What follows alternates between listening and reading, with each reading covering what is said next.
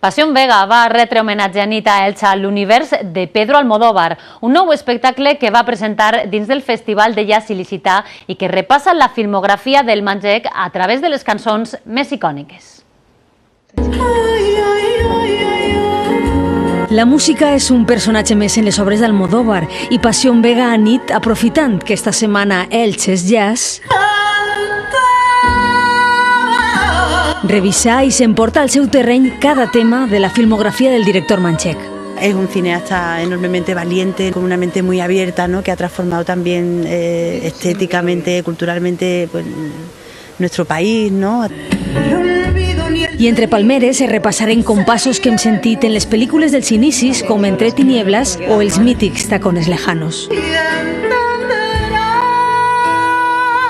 Teniendo una voz tan maravillosa y un artista tan increíble como Pasión, pues la verdad es que el reto es conseguir que estas canciones que están en el imaginario colectivo de todo el mundo suenen, pero suenen a nosotros también. Copla, ranchera, canciones de José Alfredo Jiménez, de Chabela, de Lola Flores, ¿no? Pero también hay otras muy sofisticadas también, ¿no? Ese Ni me quite paz. Y entonces, pues compaginar todo eso me ha parecido muy interesante, he aprendido mucho y creo que la mezcla es muy bonita.